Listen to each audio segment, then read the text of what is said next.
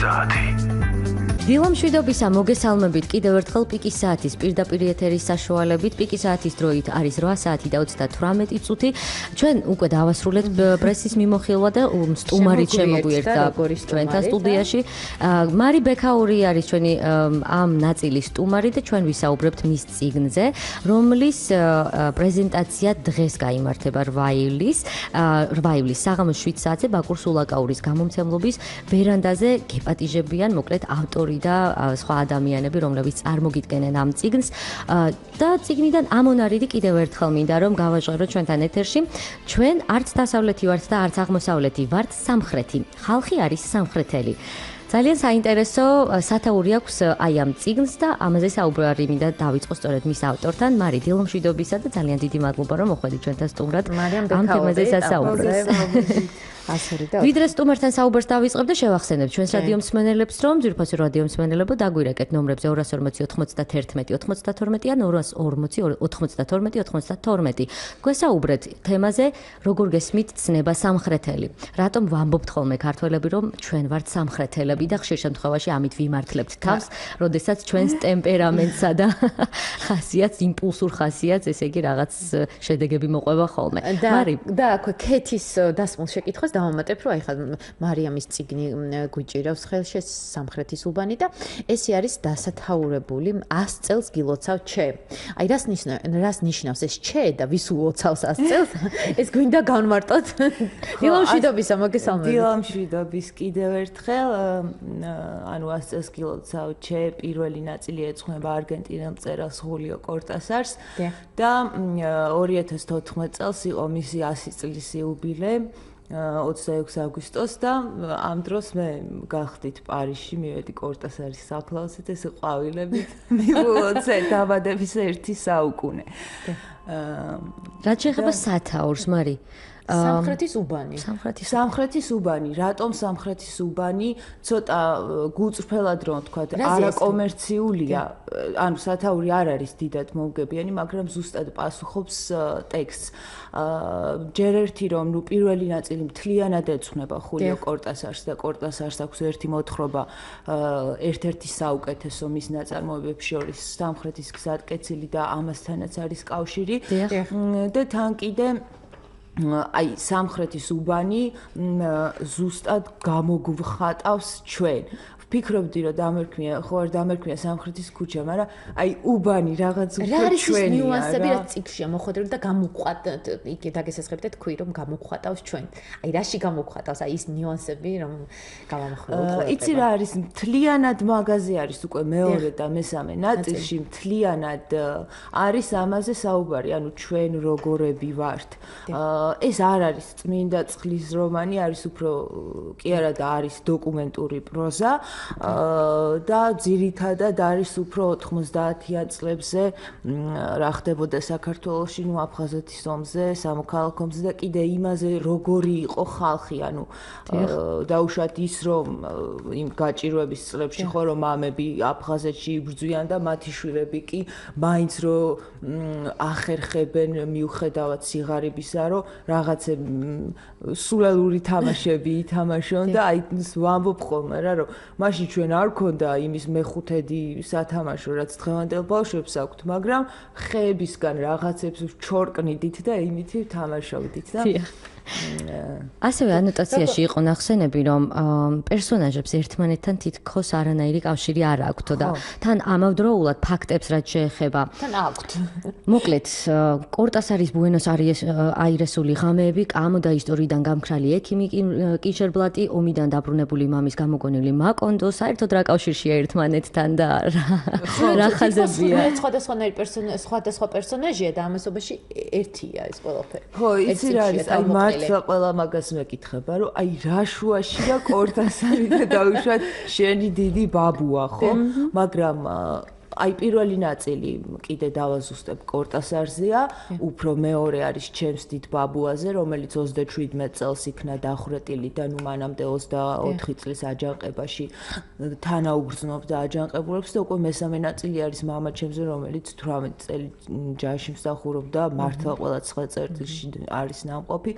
ამ ადამიანებს აერთიანებთ ერთი მნიშვნელოვანი რაღაც.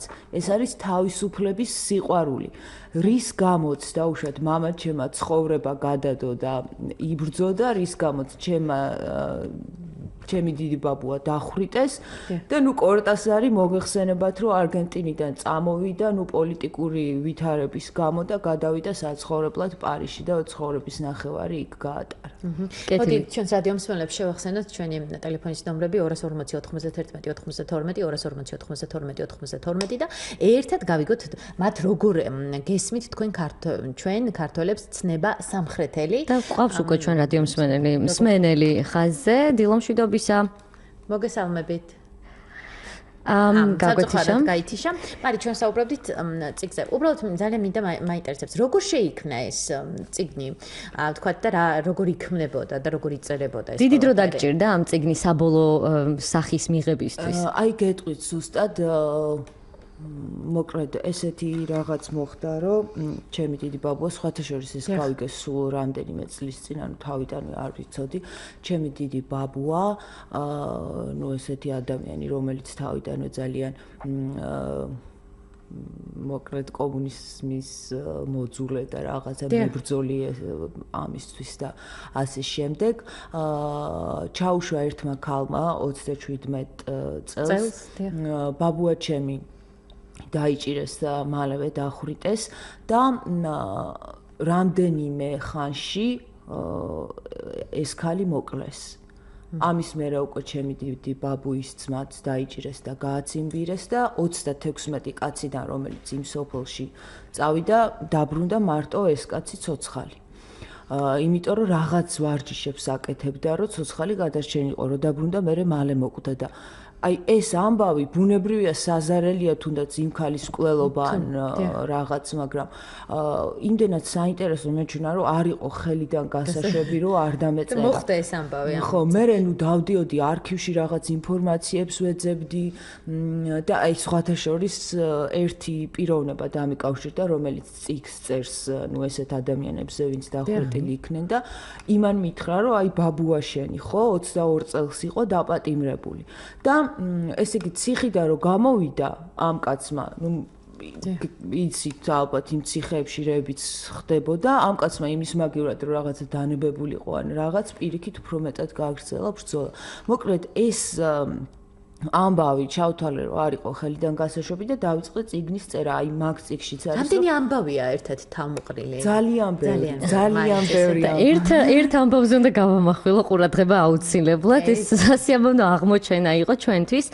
თურმე ამ წიგნში არის ერთი ამბავი მოთხრობილი, რომელიც ავტორის ყურამდე მივიდა სწორედ ჩვენი წამყვანი დავით ველიჯანაშვილის ავტორობით.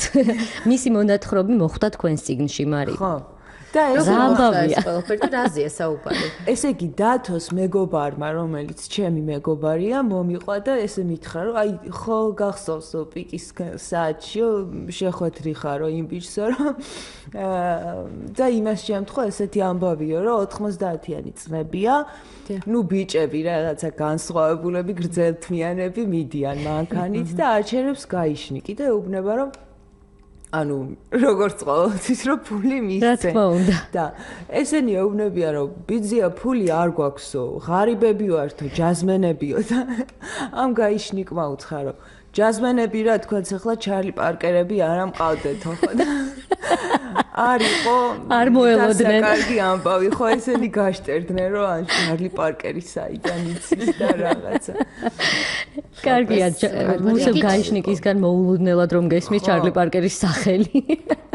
საინტერესოა, აი თურმე სამხრეთის უბანში როგორ ამბებს ქონია ადგილი დაუბინავებია მარის ასეთი ამბები თავის წიგნში და სამხრეთელობის გაგება ზოგადად მარი ხო ხშირად გვესმის ხოლმე რა ერთმანეთისგან აი ჩვენს რადიო მსმენელებს კიდევ ერთხელ მოვუწოდებ რომ დაგვირეკონ და გითხრან თვითონ როგორ ესმით ეს სიტყვა რა გაგება აქვს ჩვენთვის სამხრეთელს იცი რა არის ეს არის აი ჩვენ შინაგანად ვართ ესეთები ანუ ესეთი ემოციურები ესეთი ტემპერამენტიანები და აი იგივე რას ფიქრობდი იცით აი გუშინ დავაფიქსირე ესეთი რაღაც რომ სადაც ყოფილვარ ევროპაში მე არ მინახავს მიუხედავად იმისა, რომ დაუშვათ იგივე საფრანგეთში ჩემ პირდაპირ იყო საცხოვრებელი კორპუსი, მე არსად არ მინახავს, რომ ეზოში ბავშვებს ეთამაშათ ერთად. და აი მე მახსოვს რა იცით რომ ჯერ ხო ის რომ ხალხი თვითონ სამეზობლო ჩვენთან არის ძალიან ახლოს. ეხლა ჩემ ქვემოთ ვინც ცხოვრობდა მეორე სართულზე. აი არ ვიცი რატომ მქონდა ესეთი რაღაც. ეზოში რომ თამაშობდით ხოლმე. მე ხოლმე სამეზობლო ცხოვრობდი. წლის დასალევა დავდიოდი მეორე სართულზე მეზობელთან. აი ერთი კიბისავლა რაღა იყო, მაგრამ აი ეს ურთიერთობა იყო ძალიან ახლო, თუმცა უნდა ვთქვა რომ მე რასაც ვაკვირდებით მათი დამოკიდებულება როგორი იყო ანუ შენ კი ცდილობდი რომ ასულიყავი არა რას ლაპარაკობ ჩვენ ისეთი ურთიერთობა გქონდა რომ აი ერთი სახლი გქონდა რა ერთი ოჯახი ვიყავით და იგივე ხდებოდა თუნდაც ეზოს ბავშვებთან რომ ეხლა მაშინ გაჭირების წლები იყო მართლა არ გქონდა სათამაშოები კორპუსში მარტო მე მქონდა ბურთი და იმ ბურთით მე თუ არ ჩავიდოდი მარი ბურთი ჩამოგიგდა და ესე ბურთს გადავდებდი ხოლმე ისინი თამაშობდნენ და ჩვენ ოღონდ რისი თქმა მინდა რომ რაც ბუნებრივად მოიტანა თუნდაც იგივე პოლიტიკურმა ცხოვრებამ ღირებულებების გადაფასებამ და ასე შემდეგ რომ ჩვენ ახლა ვხდებით უფრო დასავლეთელები ანუ ცოტა ეს სამხრეთელობა იკარგება რაც